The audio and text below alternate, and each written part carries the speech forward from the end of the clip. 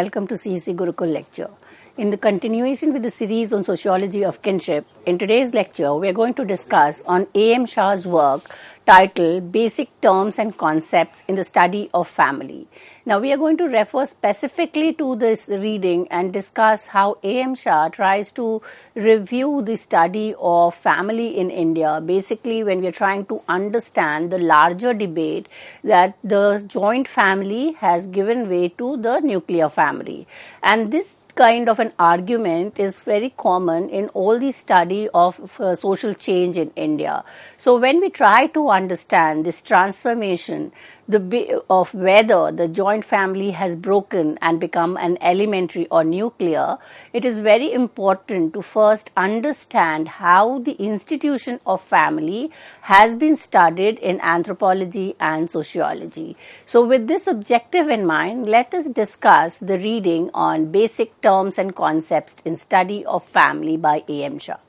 Now we know that in a common sense as well as in academic discourses, a number of concepts are kind of often used simultaneously, or they kind of mean the same, synonymous. So some of the concepts like family, elementary or nuclear, extended, or we call the lineage, generations, these are the concepts which have been taken or used by scholars trying to understand social change in India. Now, when we look into these concepts, we see that there is a very thin line of a distinction between, say, family and lineage, or between lineage and generation. But much of the sociological work has kind of overseen this difference and used it in a synonymous way. A.M. Shah notes that joint family is one of the most rudimentary institutions in India, along with the other two, which is village and caste. So if we pick up any work on Indian society, we see that much of the scholars, mainly from the Western countries, tried an attempt to understand the evolution of society or the transformation in social India by making reference to these three institutions. For instance, family was seen as a self-sufficient unit, and with the process of modernization, urbanization, it was seen as kind of becoming less self-independent. Similarly, caste as a social institution is kind of considered as one of the most important institution of social organization, and when this institution was subject to change, the change is from caste to a class society. Now, when we put this evolutionary theory to the institution of family, we see the assumption was that joint family has given way to the nuclear family. So all these was within the framework of evolutionary understanding of social transformation. In this specific text, A.M. Shah looks for an accepted definition of joint family while analyzing family life, and his research was done in Gujarat village in India. So before we kind of understand whether the joint has changed to nuclear or elementary, what is suggested is that we try to arrive at a concrete definition of joint, which is in the literature kind of blurred and no clarity is there. So if we go back to this family and kind of understand what is family, we see the word family in common English is used to denote multiple meanings. Number one, household, or the people living in a house under a head. Number two, the group comprising of parents and children. Number three, all people related by blood and affinity. And number D, people descended from a common ancestor. Now, if we go by this, we see that number one, we would kind of have a concept called household. When we have the group consisting of parent and children, it is elementary. When we have the related by blood and affinity, it becomes lineage. And then we have the another fourth concept, which is descent. So how do we kind of make a distinction between the four definition? The generally accepted definition of an elementary family is consisting of a man, a wife, and their children. Now, this definition of family is based by and large on the study of a patrilineal heterosexual household And that is what his kind of question, that how can we understand family by referring to a kind of only one particular society, that is Hindu, patrilineal, virilocal, heterosexual family.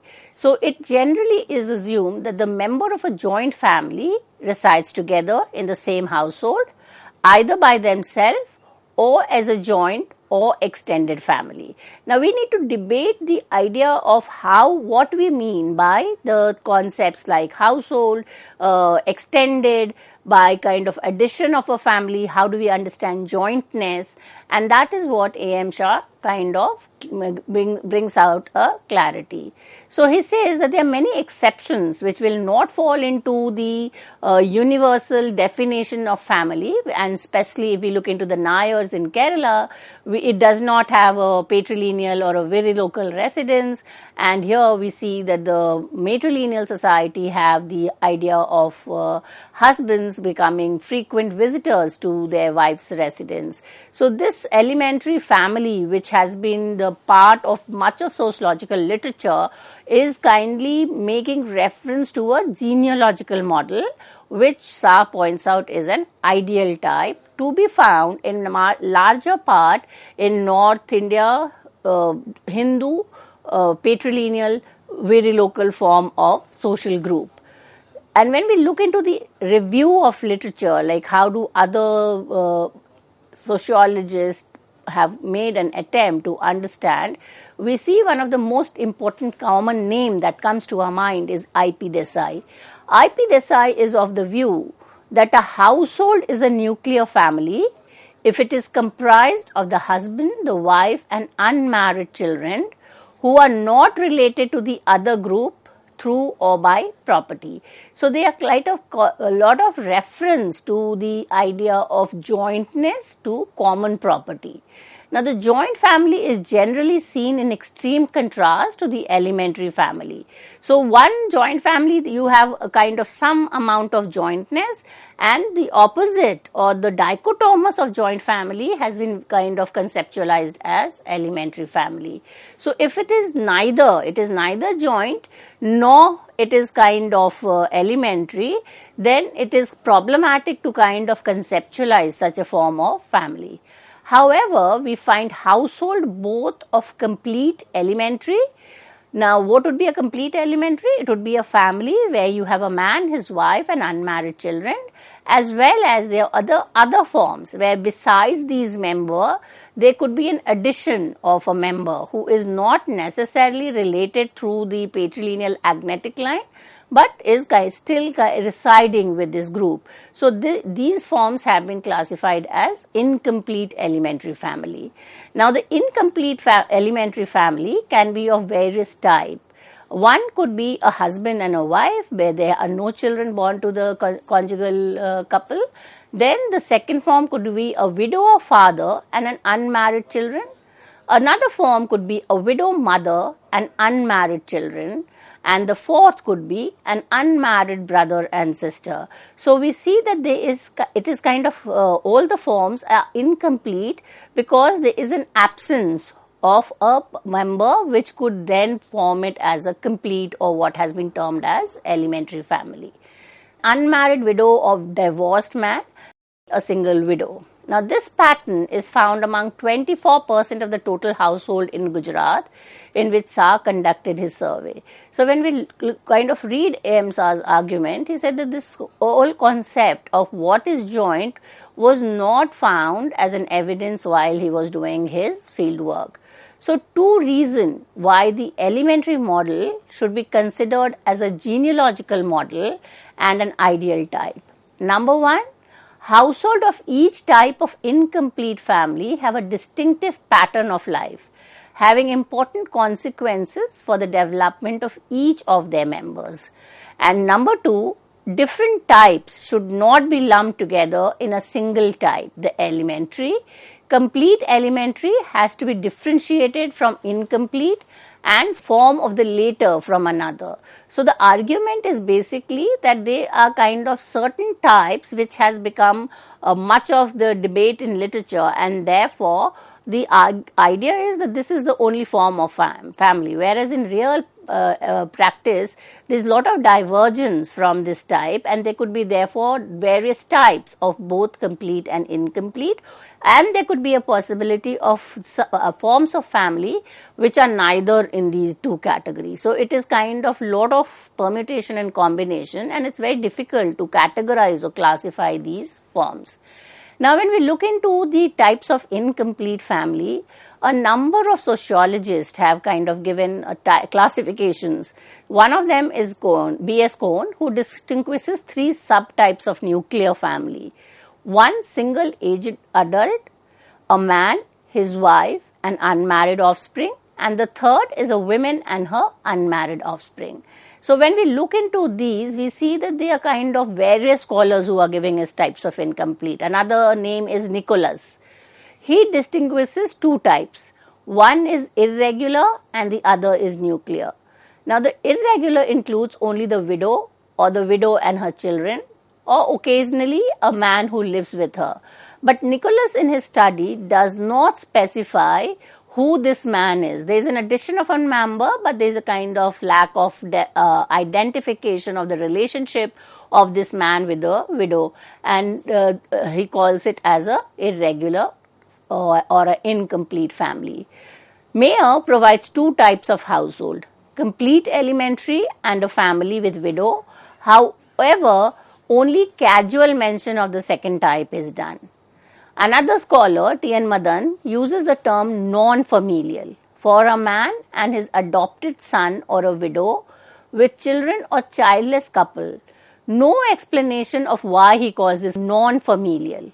So the assumption is that familiar would be what is very fulfilling the criteria of a genealogical or an ideal type, where there is a kind of a property sharing group, there is a lineage, there is on an agnatic lines, and there could be a kind of a joint sharing of residence. So some of the ideas have been taken, and therefore if there is a formation of a group which does not fit into this real type, it has been given a name like incomplete, irregular, non-familial.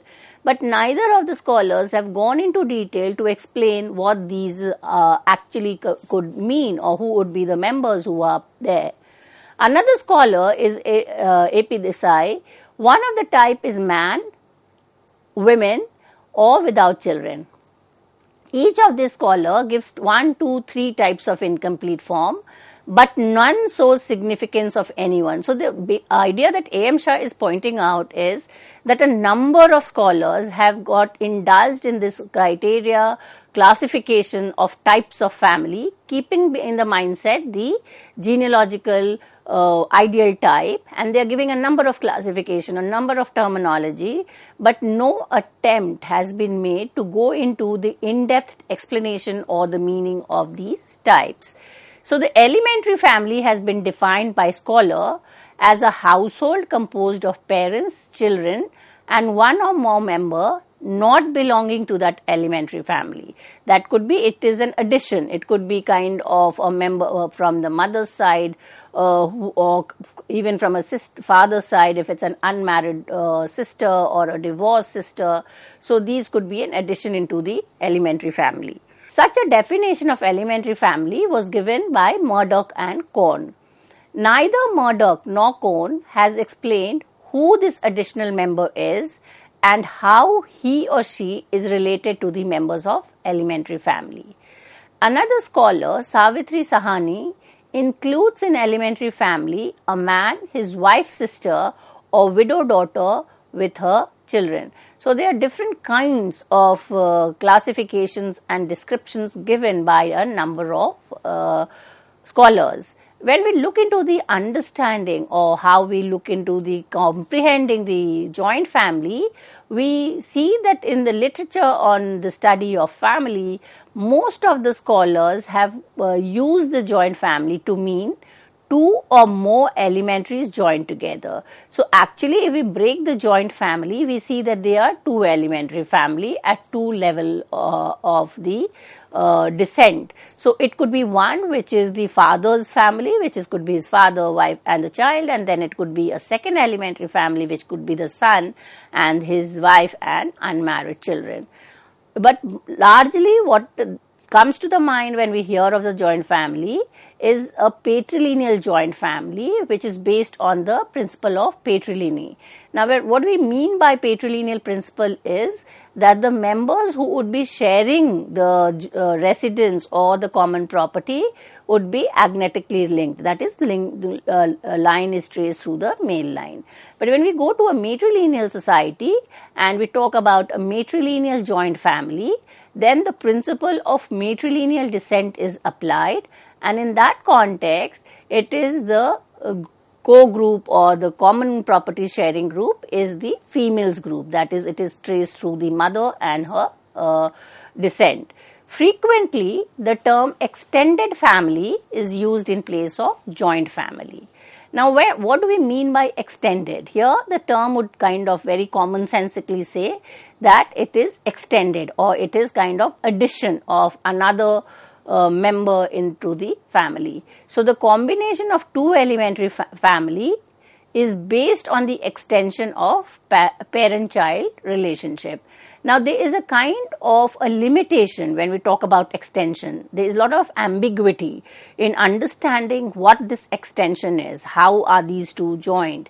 One of the problem in the understanding of joint family is to locate the limit of the extension of patrilineal descent in the formation of joint or extended family. And that is how far can you extend it? If you go kind of upward, how many generations do you count it in order to include the group to be termed as a joint or an extended? The commonsensically, it is talking about whether it is a 2 generation, 3 generation or 4 generation family. So, if you look into the elementary family, it is basically 2 generations, the parents' generation and the children's generation. But when we look into the joint family and it talks about the upward, it could be a 3 or a 4 generation, but there is a lot of ambiguity in terms of the starting point. Where do we stop? Where do we kind of recognize the counting of the generation? So, in sum, the number of generation refers to both the living as well as the dead member. So, then you could, if you kind of count the dead member, then the third generation could start off from say the great grandparent and then up to the parent's son. But if you start from the living, then it could be, say, it could be the grandfather, or even if the grandfather is dead, then the living generation would be the father himself. So, the counting is kind of ambiguous here. So, beside the disparity in counting living or dead, the other problem is that of common ancestor. So, the number of generation into which the living population is divided is not distinguished from the generation span between the junior most and the common ancestor. And the third problem is the lack of clarity on gender, whether daughters are included in counting patrilineal descendant. So, much of the time we see that the daughters are excluded out. So, whether it is a 3 generation or a 2 generation will become problematic. For instance, a man, his son, and the son has a daughter. So, is this a joint family? Because the line is only counted through in a patrilineal society through the man. So, this becomes a 2 generation. But if there is a brother, then it becomes a 3 generation problem. A further problem is whether generation has any reference to the wives in the patrilineal descendant. And there is no problem in counting generation of a group composed of patrilineal descendant only. So, if it's only agnetic male member, the count is easier. But then if there is a kind of an absence or there is an addition, then the counting of genealogy becomes problematic. So, if we want to describe a group consisting of agnates and their wives, then counting the number of generation is a problem. The common practice is to include both parents in a single generation, ego's parent in the first generation, grandparents, that is both your mother's parent and your father's parents becomes the second generation, and then you kind of go up, if you are going to go upward, it kind of combines both the parents. Then that kind of also becomes problematic, that at going downward you are only counting the male, but we are going upward counting the grandparents, you are counting the both the side. So if it means that if a widow mother or a grandmother is included, it should be a 3 generation, but it's generally not, because if the male member is dead, then the counting kind of does not include the women or the wife of that common ancestor. So a family composed of a widow, her son and grandson is generally counted as 2 generation family. The common practice is to include both parents in a single kind of generation, and then counting becomes problematic where there is a loss of one of the member. A group consisting of his man, his wife, son and his wife, where there is no children, is regarded as 2 generation family. If both parents of ego are counted in a single generation, so then ego and his wife should also be a single generation, and therefore it could be only 2 generation, but it does not. When that there is no ambiguity. There is a kind of an ambiguity where at one level you are combining both the gender, both the father and the mother, and the other you are just counting the man. So the problem is that elementary family is also 2 generation. So is a group consisting of 2 brothers, their wife and unmarried children. But when we consider 2 generation and where there are 2 brothers and they are residing together, it has been termed as a joint family. So the generation, counting of the generation is problematic. A 2 generation joint family would thus be composed of 3 different types of family. It is not meaningful to describe the composition of joint or extended family in terms of the number of generation, unless we have a clarity on the definition and a uniform method of counting is count. What we mean by generation, how much of count should be everywhere the same, but there is kind of lot of disparity. Some scholars are using another meaning of generation, some are using a different way of counting. So it has only kind of blurred the understanding of what jointness is. According to A.M. Shah, there are 2 problems involved in the definition of joint or extended family. And these are, number 1 is genealogical, counting the limits of extension of jointness, which we just discussed. The second problem of the understanding of jointness is the functional definition. Now, whenever we understand joint family, the idea is to understand activities or functions which are carried out jointly. And joint family is defined as a property owning group, a ritual group or some other functions. Now, if we take in the general meaning of the household as a group wider than the elementary family, it has many implications. And an important question arises, is it possible to lay down the maximum genealogical depth of the joint family on a priori basis for the whole of India? Or is it possible that the depth may vary from different sections of Hindu society at different points of time? The second is that the difference in the depth between the past, present and across period has been recognized. However, there could be a difference in counting a generation in different sections of the Hindu society. We are just here talking about the Hindu society. There could be difference in terms of the other groups, like the other religious group. So the counting is kind of problematic, and therefore, in order to kind of understand what we defined as joint, what is the addition of an additional member, is kind of problematic. So the structure of the household becomes complex when an additional member is added. So what is, say the son gets married, a wife comes in, it's an addition of a member. It's not only a number, it changes the social relationship as well. So what A.M. Shah would argue is that rather than going by the number, it is important to understand composition of the family and how the structure or the composition is changed with the addition of a family member. With this, I come to an end of this lecture. Thank you.